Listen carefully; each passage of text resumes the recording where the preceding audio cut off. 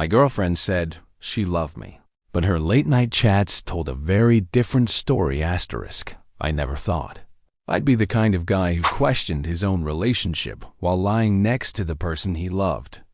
For almost 2 years, my girlfriend and I had what people would call a stable relationship. No constant fighting, no dramatic breakups, no cheating scandals. At least that's what I believed. We met through mutual friends, started slow, and built something that felt real. She wasn't overly emotional, and I wasn't overly possessive. It worked. She used to fall asleep early. That was one of the things I liked about her. Nights felt calm with her around. We'd talk about our day, maybe watch something, and then she'd drift off while I stayed awake a bit longer. That routine lasted a long time. Long enough that I didn't expect it to change. Then it did. At first. It was subtle. She started staying awake later, scrolling on her phone beside me. I didn't think much of it. Everyone has phases where they get addicted to social media or chatting. But then the phone stopped being casual. It was always tilted away from me. Notifications were muted. If her phone buzzed, she reacted instantly, like she'd been waiting for it. I told myself I was imagining things. During the day, she was still affectionate. She sent me "I love you" texts, asked about my work, and joked the way she always did. But at night, she felt distant, like her mind was somewhere else. I'd try to start conversations, and she'd respond with short answers, then go back to her phone. One night, around 2 a.m, her phone vibrated softly. She picked it up immediately. I turned toward her, half asleep, and she locked the screen quickly. Not aggressively, just fast. Too fast. She noticed me looking and said, "Go back to sleep," in a tone that wasn't angry, but wasn't gentle either. That was the first time I felt something tighten in my chest. I didn't accuse her. I didn't joke about it. I just lay there, staring at the ceiling, wondering why a message at 2 a.m. felt more important than me. Over the next few weeks, the pattern continued. Late-night texting. Occasionally, she took in another room. Her phone never leaves her side. If I picked it up to move it, she'd reach for it immediately, like a reflex. I asked her once, casually, who she was talking to so late. She smiled and said, "Just friends." Then she added, "You're out getting jealous, are you?" I laughed it off because I didn't want to be that guy. But deep down, I wasn't jealous. I was uneasy. The worst part was how normal everything else felt. We still went out, still laughed, still talked about future plans. She still told me she loved me. That contrast messed with my head more than anything else. If something was wrong, why did everything else feel right? One night, she went to shower and left her phone on the bed. It lit up with a notification. I didn't touch it. I didn't unlock it. I just saw the preview. "I miss hearing your voice at night." The name wasn't saved. I sat there frozen until she came back. I acted normal. Kissed her. Told her good night. But inside, something shifted. That message replayed in my head over and over. I didn't know who he was. I didn't know how long it had been going on. I only knew that people don't send messages like that without meaning. And that was the moment I stopped sleeping peacefully beside the woman I loved. After that night, my mind wouldn't slow down. Every memory felt suspicious in hindsight. Every late reply, every canceled plan, every moment she chose her phone over me suddenly carried weight. I hated that feeling. I hated questioning someone I loved. But once doubt enters, it doesn't leave quietly. I started paying attention without trying to look obsessed. I noticed that the messages always came late. Never during dinner. Never when we were out with friends. Only when it was quiet. Only when it was just us. That timing bothered me more than anything else. One evening, I asked her how work was going. She said it was stressful. I asked why. She shrugged and said it was nothing. That answer used to satisfy me. Now it felt like a wall. A few days later, she told me she was going to bed early. I stayed up in the living room. Around midnight, I heard her phone vibrate in the bedroom. A minute later, she walked out, whispering into her phone, and went into the bathroom. I didn't follow. I didn't confront her. I just sat there, staring at the blank TV screen. When she came back, she smiled as if nothing happened. The next morning, I asked if she slept well. She said yes. She didn't mention the call. I didn't either. That silence felt heavier than any argument we'd ever had. Eventually, curiosity turned into fear. Fear turned into a need for answers. I didn't want to find something. I wanted to be wrong. But my gut kept telling me otherwise. One afternoon, she left her phone unlocked on the kitchen counter while grabbing something from the bedroom. My heart started racing. I stood there, staring at the screen, arguing with myself. Trust versus truth. Privacy versus peace of mind. I opened the messages. The conversation wasn't explicit, but it was intimate. Inside jokes. Long paragraphs. Complaints about her day. Complaints about me. About how I didn't understand her the way he did. About how talking to him felt easy, comfortable, safe. I scrolled up weeks, maybe months. Late night voice notes. Missed calls. Plans to talk later. I felt sick. This wasn't just flirting. This was emotional intimacy she was giving someone else. When she came back, I locked the phone and put it back exactly where it was. She didn't notice anything different. She kissed me and asked what I wanted for dinner. I nodded, pretending I was fine. Inside, my chest felt hollow. I didn't confront her immediately. I needed time. I needed to understand what I had seen. Over the next few days, I took screenshots whenever I got the chance. I hated doing it, but I needed proof. Not for her, for myself. The more I looked, the clearer it became. She shared parts of herself with him that she no longer shared with me. Her fears, her doubts, even the jokes she used to tell me first. One message broke me more than the rest. I wish I met you before I met him. That sentence stayed with me. I finally confronted her one night after dinner. My hands were shaking, but my voice was calm. I asked her who he was. She laughed nervously and said he was just a friend from work.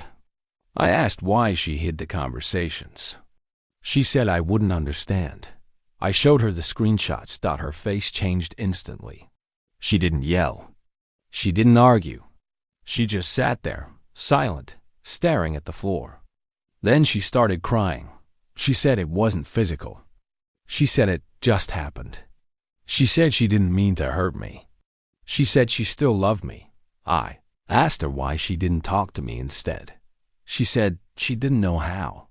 That hurt more than anything else she could have said. We argued for hours. Not screaming, but heavy, painful conversations. She admitted she felt emotionally closer to him. She said the attention felt good. She said she never planned for it to go this far. I asked if she would stop talking to him. She hesitated. That hesitation told me everything. She eventually promised she would block him. She showed me her phone. The contact was gone. The chats were edited. She begged me to stay. Said she'd fix things. I wanted to believe her. I really did. But trust doesn't reset just because someone says sorry. I stayed for a few days, trying to pretend things were normal. They weren't. Every time her phone buzzed, my stomach tightened. Every time she smiled at a message, my mind raced. Then I found out she hadn't blocked him everywhere. Just where she knew I'd look. That was the moment something inside me broke. I ended it quietly. Packed my things while she was asleep. Left a note. No anger. No insults. Just honesty. The days after felt empty. I missed her, but I didn't miss the anxiety. Weeks later, I found out she started dating him. That hurt, but it also confirmed everything I needed to know. Now, when someone tells me they love me, I listen to their actions more than their words. Because late-night chats taught me that love doesn't disappear suddenly. It fades quietly when honesty leaves first. Asterisk. The first night after I left felt unreal. I stayed at a friend's place, lying on a couch that wasn't mine, staring at a ceiling I didn't recognize. My phone was face down on the table, but I could feel its presence as if it were burning through the wood. I knew she would text. She always did. She hated silence, especially when it wasn't on her terms. Around midnight, my phone buzzed. I didn't need to look to know it was her. I waited. 5 minutes passed. Then another buzz. Then another. I finally picked it up and saw a string of messages, each one more desperate than the last. She said she didn't understand how things had gone this far. She said she couldn't sleep. She said she loved me and felt like she was losing everything at once. I typed a reply, deleted it, typed again and deleted that too. No response I could send would change what had already happened. Words were the problem from the beginning. Too many late-night words given to the wrong person. I put the phone back down and turned it off. The next few days were a blur. I went to work, smiled at the right moments, and answered questions like everything was normal. Inside, I felt hollow. Not broken dramatically, just drained. Like something important had been slowly leaking out of me for months, and I was only noticing now because there was nothing left. At night, memories came back uninvited. Her laugh. The way she used to steal my hoodies. The inside jokes we shared that no one else understood. I missed the version of her I thought I knew. That was the hardest part. I wasn't just grieving the relationship. I was grieving an illusion. A week later, she showed up at my friend's apartment unannounced. I wasn't there, but my friend called me immediately. He said she looked wrecked. Red eyes, shaking hands. He asked if he should tell her to leave. I told him yes. She texted me after that, angry this time. Sighed I was being cruel. Sighed I owed her a conversation. That word stuck with me. Owed. As if trust was a loan I hadn't repaid. Eventually, I agreed to meet her. Not because I wanted closure, but because I needed to see her face one last time to remind myself why I left. We met at a quiet cafe we used to go to on weekends. She was already there when I arrived, sitting in the corner, nervously stirring a coffee she hadn't touched. When she saw me, her face softened in a way that almost made me turn around and leave. She started talking immediately, apologizing, explaining, saying she never meant for it to hurt me like this, saying she felt lonely even when I was there, and that he just happened to listen at the right time. She kept repeating that it wasn't physical, like that was supposed to make it better. I listened quietly. Then I asked her a question I had been holding on to for weeks. If I never found the messages, would you have stopped? She didn't answer right away. She looked down at her cup, then back at me. Her silence was louder than anything she had said so far. I don't know, she finally whispered. That was it. That was the moment I knew I made the right decision. Not because she cheated emotionally, but because even now, she couldn't choose me without hesitation. I stood up to leave. She reached for my hand, and for a second, I let her touch me. It felt familiar and wrong at the same time. I gently pulled away and told her I hoped she figured out what she wanted, but it couldn't involve me anymore. She cried as I walked out. I didn't look back. Weeks passed. Her messages slowed, then stopped. I blocked her eventually, not out of anger, but out of self-preservation. Healing doesn't happen when old wounds keep getting reopened. One night, a mutual friend told me she had started seeing someone new. I didn't ask who, but I already knew.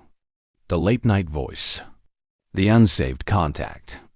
The emotional replacement. It hurt, but not in the way I expected. There was no shock, no disbelief, Just a quiet confirmation of everything my instincts had been trying to tell me for months. That night, I sat alone in my apartment, the one I had finally moved into. It was small, barely furnished, but it was mine. I realized something important in that silence. I wasn't scared of being alone anymore. I was scared of being with someone who made me feel alone while standing right next to me. Looking back, I don't think she was a bad person. I think she was selfish in a quiet, dangerous way. The kind that convinces itself it isn't doing anything wrong because nothing physical happened. The kind that borrows emotional intimacy from someone else and calls it harmless. I learned that trust doesn't break all at once. It erodes slowly, message by message, night by night. And by the time you notice, you're already standing on unstable ground. Leaving didn't make me strong overnight. It didn't fix everything, but it gave me back something I didn't realize I had lost. Asterisk after the cafe meeting, something inside me shifted. Not dramatically, not all at once, but enough that I noticed the difference. The constant knot in my chest loosened slightly.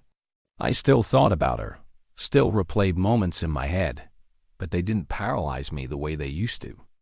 Pain was still there, but it wasn't controlling me anymore. I started paying attention to myself again. For months, my emotional energy had been focused on maintaining something that was quietly falling apart. Now that it was over, there was this strange emptiness in my schedule and my thoughts. At first, that emptiness scared me. Then I realized it was space. Space I hadn't had in a long time. I began rebuilding my routine. Waking up earlier. Going to the gym consistently instead of skipping days to spend time with her. Cooking for myself instead of ordering takeout because I didn't feel like eating. Small changes, but they added structure back into my life. Friends noticed the difference before I did. One of them told me I looked lighter, like I wasn't carrying something heavy anymore. I laughed it off, but later that night, I thought about it. He was right. I wasn't constantly checking my phone anymore. I wasn't wondering who she was talking to or why her replies were delayed. My mind felt quieter. That didn't mean the memories stopped coming. They hit at unexpected times. Walking past places we used to go. Hearing songs she loved. Even random smells that reminded me of her perfume. Sometimes I'd catch myself reaching for my phone, wanting to tell her something funny or interesting, only to remember that she wasn't part of my life anymore. Those moments hurt, but they passed. One night, I couldn't sleep and decided to scroll through old photos. Not because I wanted to torture myself, but because I needed to face them. I needed to stop pretending the relationship was perfect before it broke. As I looked closer, I noticed things I hadn't before. The forced smiles in the later pictures. The way her eyes were often on her phone instead of on me. The gradual emotional distance that I had ignored because I loved her. I realized something uncomfortable. The relationship hadn't ended the day I left. It had been ending for a long time. I just didn't know it yet. A few weeks later, I ran into her accidentally at a grocery store. I wasn't prepared for it. Seeing her in person again sent a shock through me. She looked different. Not worse, not better. Just different. Like someone I used to know but didn't anymore. She smiled awkwardly and asked how I'd been. I said I was fine. She said the same. The conversation stayed polite, surface level. No apologies. No accusations. Just two people pretending there wasn't a history between them. Before we parted, she hesitated and said she hoped I was doing okay. I nodded and walked away. That encounter didn't set me back like I feared it would. Instead, it confirmed something important. I didn't feel the urge to chase closure anymore. I already had it. Not from her words, but from my own understanding. Later that night, I thought about emotional cheating in a way I hadn't before. How easy it is to justify. How invisible it can be. People think cheating only counts when bodies are involved. They ignore the late-night conversations, the emotional dependency, the secrets. But those things change a relationship just as much, if not more. I realized that what hurt the most wasn't that she talked to someone else. It was that she chose to hide it. She chose to give the most vulnerable parts of herself to someone who wasn't me, while still telling me she loved me. That contradiction changed how I see love now. Love isn't just words or consistency, or time spent together. It's transparency. It's choosing your partner, even when someone else offers attention with fewer responsibilities. It's not creating a second emotional life outside your relationship. I don't regret loving her. I regret ignoring myself. As time passed, I felt something new growing. Not happiness yet, but stability. A sense that I could trust my own judgment again. That my instincts weren't wrong. I had just been too kind to doubt them.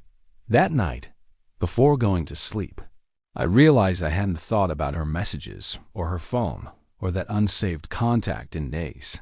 That felt like progress. The days after our accidental meeting at the grocery store were some of the hardest I'd faced. Not because she was there, but because I realized how much I had been holding on to a version of us that no longer existed. Every interaction with her, even the briefest, reminded me that the relationship I thought was real had been slipping through my fingers for months without me fully noticing. I kept replaying her words in my head, especially when she said she didn't know if she would have stopped talking to him if I hadn't found out. That simple sentence made me question everything. How much was I really worth to her? Was I ever truly the priority? It was painful to admit, but I started to see the cracks that I had ignored for so long. For years, I had told myself that love was enough, that if we cared about each other, we could get through anything. But the truth was becoming clearer. Love alone doesn't fix silence, secrets, or emotional distance. You can love someone deeply and still let them slip away because the connection isn't nurtured. It's easy to say, "I love you," and hard to show it when your heart is elsewhere. After that realization, I began noticing things I hadn't before. The way she checked her phone when she thought I wasn't looking, the late-night messages that she'd hide, and the way she sometimes seemed distant, even in moments we spent together. It wasn't just the messages with him. It was how she stopped sharing the small things with me. The little stories, the jokes, the worries that used to be ours alone. Those things faded before the messages did. The emotional betrayal felt like a slow poison, seeping into every part of our relationship until the person I thought I knew was gone. I started keeping a journal, something I hadn't done since I was a teenager. Writing helped me put words to the mess inside my head. I wrote about my pain, my confusion, and my anger, not to punish her, but to understand myself better. The process was exhausting but necessary. I needed to accept what had happened so I could move forward. One entry I remember clearly was about trust. How fragile it is and how easily it can shatter, especially when the cracks are invisible at first. How you don't just lose trust overnight, but piece by piece, with every secret kept and every lie left unspoken. As days turned into weeks, I started focusing on rebuilding myself. I reconnected with friends I hadn't spoken to in a while, spent time on hobbies I'd neglected, and tried to be patient with my own healing. It wasn't easy. Some nights, the loneliness was overwhelming. Other times, memories hit like a freight train, and I'd find myself wishing I could rewind time or change the outcome. I also realized something important. I had been avoiding my own feelings. I was so focused on what she did and why that I forgot to ask myself what I truly wanted and needed. I have sacrificed my own peace for the sake of keeping us together, even when the relationship was clearly failing. One evening, I sat alone in my apartment, scrolling through old photos of us. At first, I felt nostalgic, but as I looked closer, I noticed the subtle changes. How her smile in the last pictures didn't quite reach her eyes. How my expression shifted from joy to uncertainty. It was a quiet record of our unraveling. I finally understood that love isn't just about holding on. Sometimes it's about knowing when to let go. The hardest part wasn't the betrayal itself. It was realizing that I had allowed myself to stay in a situation where I wasn't valued enough to be the person she chose to confide in. Emotional cheating hurt in ways I hadn't expected because it attacked the foundation of trust and honesty we were supposed to build on. Slowly, I started to forgive not her, but myself, for ignoring the signs, for doubting my own instincts, for hoping that love alone could fix what wasn't being addressed. Forgiving myself didn't mean I forgot or excused what happened. It meant I was ready to stop blaming myself and start healing. I stopped checking my phone obsessively. I stopped wondering who she was texting or what she was saying. I stopped letting my mind spiral into what-ifs and why-mes. Instead, I focused on what was real, my own growth, my own happiness. One day, a mutual friend told me she had started dating him. Hearing it stung, but I didn't react with anger. It was simply the final chapter closing. I felt a strange sense of relief because now there was no ambiguity, no second chances. Just the truth laid bare. That night, I sat by my window, looking out at the city lights. I thought about how love can be complicated and painful, but it can also teach you resilience and self-respect. I realized that I wasn't broken, I was learning to trust again, learning to set boundaries, learning to value myself enough to walk away when love wasn't enough, that the journey wasn't over, and it probably never fully will be. But for the first time in a long time, I felt like I was moving forward, not as a broken man, but as someone who survived heartbreak and came out stronger. Asterisk. The weeks following that realization felt like stepping into a fog. I was no longer the same person who had blindly trusted, but I wasn't fully healed either. The wounds were still fresh beneath the surface, but I was learning to live with the pain instead of running from it. What surprised me most was how much I started to understand about myself, things I had ignored or buried during the relationship. I noticed how much I had depended on her for validation. I realized I had shaped my daily happiness around her moods, her attention, her presence. When she was distant or distracted, I felt invisible. When she was close and affectionate, I felt like I mattered. That kind of emotional roller coaster left me exhausted. It wasn't love. It was need disguised as love. One evening, I sat on my balcony, watching the sunset bleed colors into the sky. I thought about all the moments I had missed, signs I had ignored because I wanted to believe everything was fine.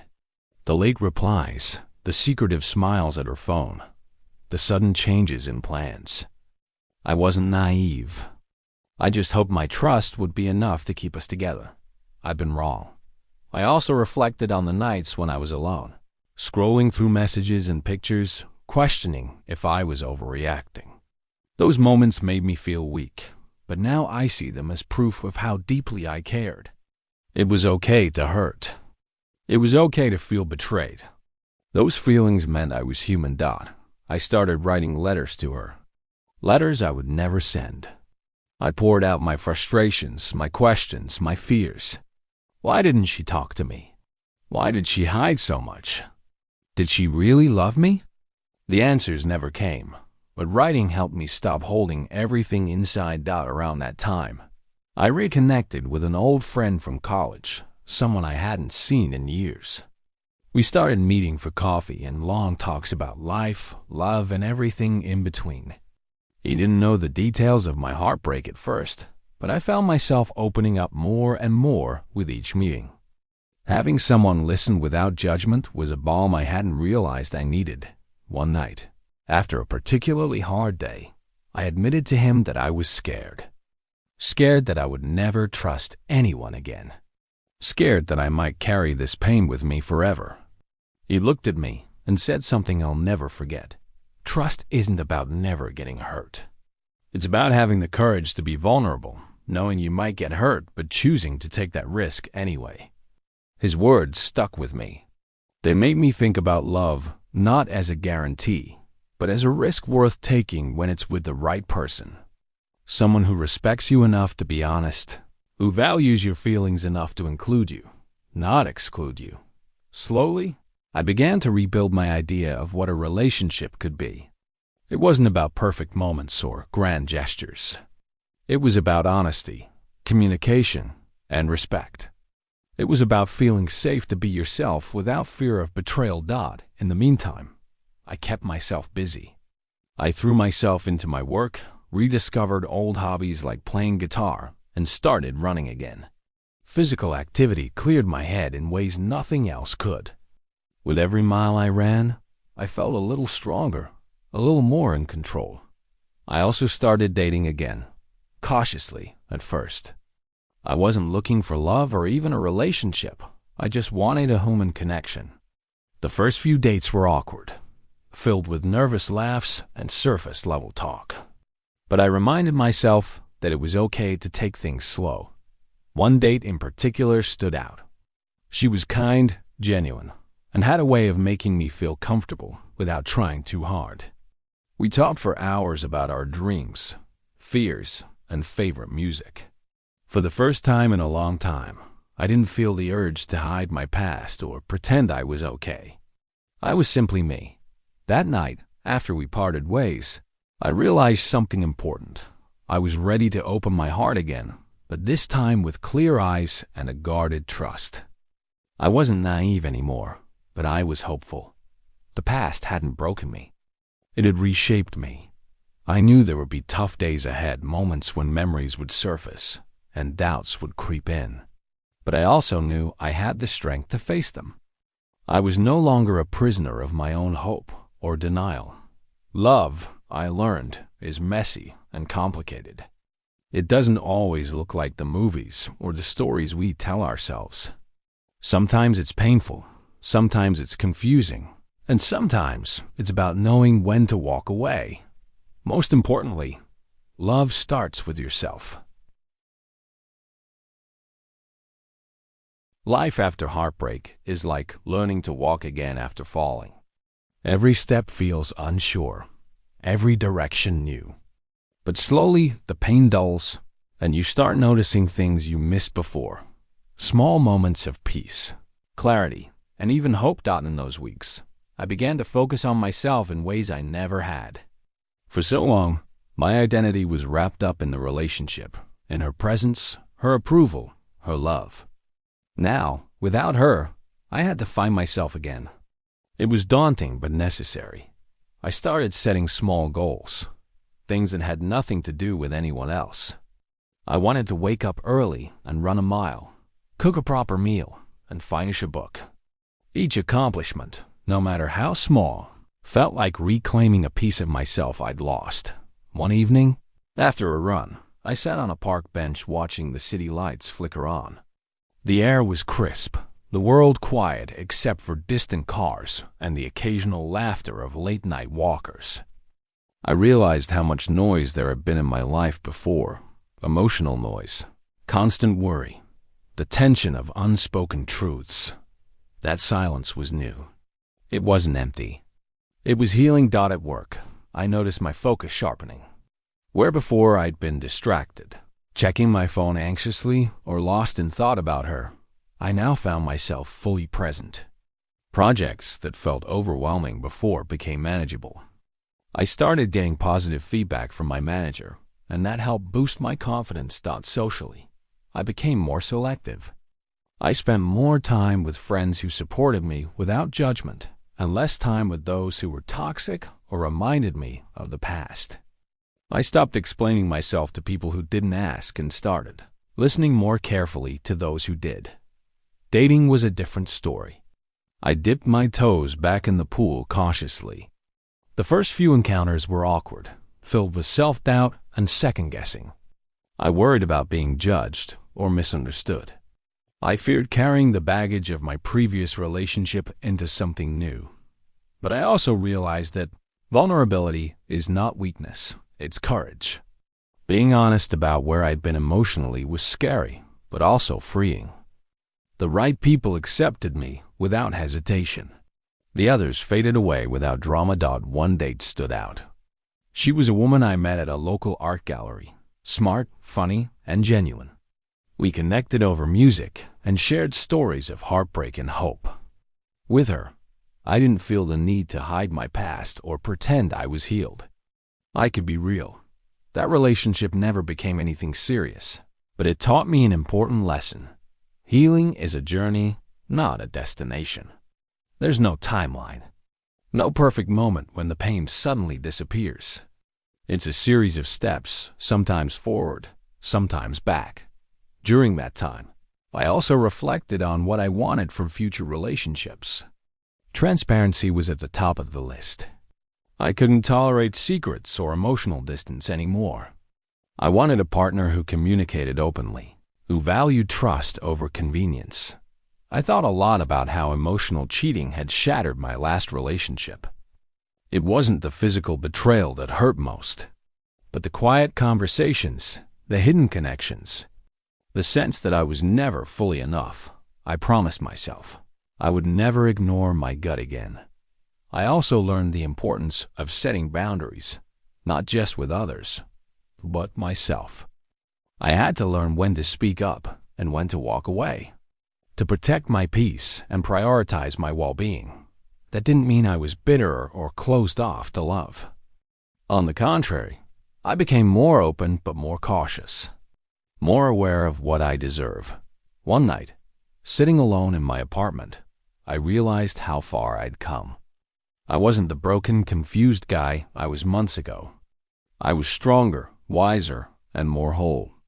The scars remained, but they no longer defined me. I thought about her, about the moments we shared and the ways we drifted apart. I forgave her, not because she asked for it, but because I needed to let go of the anger and pain that held me back. I forgave myself for the mistakes I made, for the times I ignored red flags, for the moments I chose hope over reality, and I looked forward, ready to rebuild a life where love was honest, respect was mutual, and trust was sacred. Because in the end, the hardest part of love isn't losing someone. It's learning to love yourself enough to never settle for less. The transition from heartbreak to healing was far from linear. Some days I felt like I was making progress, and others I felt like I was back at square one. But with every up and down, I grew more familiar with my own emotions, how fragile they were, and how strong I could be. Few months after that cautious return to dating, I met someone who would change my perspective in ways I hadn't expected. We met at a mutual friend's party, the kind of gathering where nobody really knows everyone, but the energy is casual and open. She was different from anyone I had met in a while, calm, confident, and genuine. No games, no hidden agendas. We talked for hours that night, about everything from our childhoods to our dreams and fears. Unlike past relationships, I didn't feel the urge to hide my scars or pretend I had it all figured out. She listened without judgment, and I realized how rare that was. Over the following weeks, we grew closer. But this time, I was careful. I didn't throw myself in headfirst. I took my time, checking in with myself regularly to make sure I was ready. Every time old fears surfaced, fear of betrayal, fear of being invisible, I acknowledged them but didn't let them control me. One evening, as we sat watching the city skyline, I shared parts of my past with her. The emotional cheating, the slow unraveling, the loneliness that had crept in. I was surprised by how openly I could talk about it, and even more surprised by how understanding she was. Her response was simple but powerful. You deserve honesty. You deserve someone who chooses you every day. Her words hit me harder than I expected. I realized that for the first time since the breakup, I was being chosen, and I was choosing myself in the process. Our relationship wasn't perfect. We had disagreements, moments of insecurity, and the inevitable challenges that come with any connection. But the foundation was different, built on trust, openness, and respect. I noticed how much lighter I felt around her. I didn't have to constantly second-guess her intentions or read between the lines. There was no hiding, no secret conversations, no emotional distance. Just two people being real with each other. That experience taught me that healing doesn't mean forgetting the past. It means learning from it and not letting it define your future. I still thought about my previous relationship sometimes, especially when I faced moments of doubt. But those memories no longer held power over me. They were lessons, not chains. I also became more aware of my own boundaries. I learned to say no when something felt off, to speak up when I needed clarity, and to expect the same honesty from the people I let into my life. That kind of self-awareness wasn't easy to develop. It took time, patience, and a lot of self-reflection. One day, while reflecting on my journey, I realized something important. Love is not just about finding the right person. It's about being the right person, someone who values themselves enough to demand respect and honesty. I also understood that emotional cheating isn't a black and white issue. It's a slow erosion of trust built on secrets and hidden connections. Recognizing it early and standing up for yourself is crucial. The hardest part is often knowing when to let go, when to stop hoping and start protecting your own peace. I won't lie, the scars remain. Sometimes they ache unexpectedly, like reminders of what I lost and what I survived. But those scars also remind me of my strength, and that strength is what keeps me moving forward, ready to face whatever comes next with open eyes and an open heart. As my new relationship grew, I noticed subtle changes in myself that hadn't been there before. I was calmer, more present, and less anxious about the future. I didn't feel the need to check my phone every few minutes or replay conversations in my head. Instead, I was able to enjoy the moment without worrying about what might come next. One night, we were sitting in a quiet cafe, sharing stories over coffee. She asked me about my past relationship, not the surface details, but the emotional aftermath. I hesitated at first, unsure how much to reveal, but I decided to be honest. I told her about the emotional cheating, the secrets, and how it had shattered my trust. She listened quietly, her eyes never leaving mine. When I finished, she said, "Thank you for trusting me with that. It's not easy to share those wounds." Her response was a turning point. For the first time, I felt truly seen and accepted, not judged or pitied, but understood. That acceptance made it easier to let go of my fears and embrace vulnerability. In the weeks that followed, I noticed that I was more willing to express my feelings openly. I asked questions when I was unsure, shared my insecurities instead of hiding them, and accepted her support without feeling weak. It was a new way of relating, built on honesty and mutual respect. But healing is rarely a straight path. There were days when old doubts resurfaced, moments when I wondered if I was being naive or if history would repeat itself. Those moments were tough, but instead of shutting down or withdrawing, I faced them head on. I talked about my fears instead of letting them fester in silence. I realized that communication isn't just about sharing good times, it's about navigating the hard ones together. During this time, I also reconnected with my family. I had distanced myself during the turmoil of the breakup, feeling embarrassed or unwilling to burden them with my problems. But as I healed, I reached out more. Their support reminded me that love takes many forms and that I wasn't alone. I found myself more patient, not just with others, but with myself. I stopped expecting immediate perfection and allowed room for mistakes and growth. That patience extended to the new relationship, where I learned that building trust takes time and consistent effort.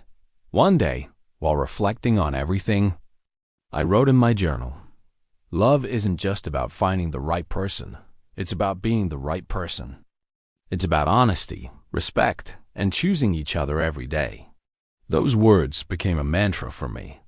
I carried them through challenges, reminding myself that relationships require work but also a foundation of genuine care. I thought about the emotional cheating that had broken my previous relationship and how different things were now. There were no hidden conversations, no secret attachments. Trust wasn't something we hoped for, it was something we built together. Sometimes, I still felt the sting of betrayal when memories surfaced. But those moments no longer controlled me. Instead, they reminded me of how far I'd come. One night, I looked at my phone and realized I hadn't felt the need to check it obsessively in weeks. I wasn't consumed by anxiety or doubt. I felt calm. That calm was a gift, a sign that healing was real. I knew the journey wasn't over. Life would bring new challenges, new uncertainties. But I was ready to face them, armed with the lessons of my past and the hope for a better future. Love, I had learned, is messy and imperfect. It can hurt deeply, but also heal profoundly. It requires courage to be vulnerable, to forgive, and to trust again. And most importantly, love begins with yourself. As time went on, I found myself becoming more comfortable in my own skin.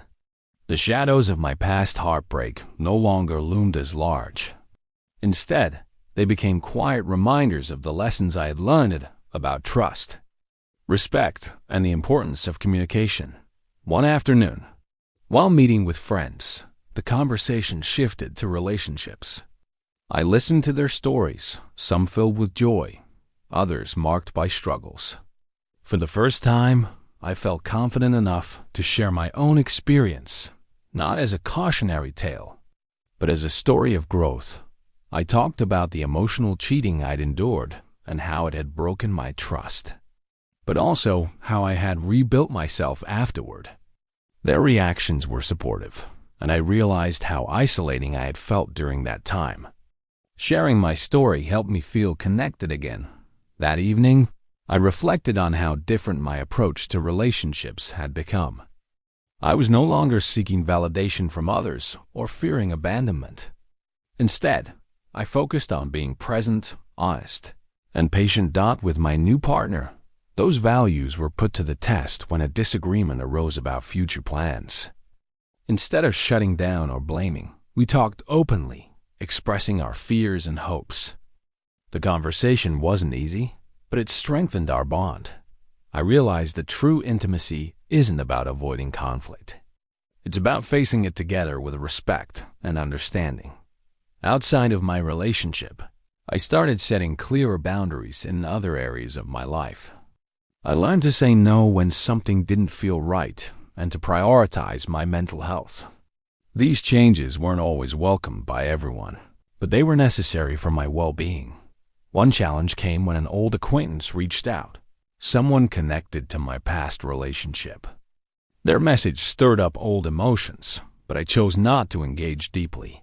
Instead, I focused on what I needed in the present. The ability to make those choices felt empowering. It was proof that I had grown beyond being a passive participant in my own life. Another important change was how I viewed forgiveness. It wasn't about excusing past wrongs, but releasing the grip they had on me. Forgiving her and myself freed me from bitterness and opened space for new experiences. At work, I noticed a boost in my creativity and focus. Without the emotional weight dragging me down, I was able to take on new challenges and pursue projects with enthusiasm. That professional growth gave me additional confidence. One weekend, I took a short trip alone. It was the first time I traveled solo in years. The experience was liberating, exploring new places, meeting strangers, and relying solely on myself. It reinforced my sense of independence and self-worth. As I returned home, I felt more whole than I had in a long time. The journey through heartbreak and healing wasn't over, but I was ready for whatever came next. I also realized that my story wasn't unique.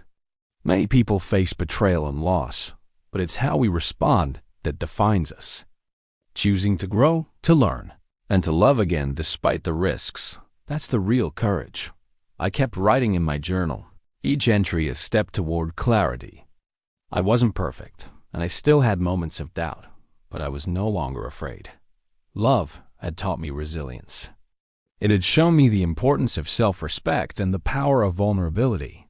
Most of all, it had reminded me that healing is possible and that the future holds hope. By the time several more months had passed, I had settled into a rhythm that felt balanced. The emotional turbulence of the past was no longer dictating my days.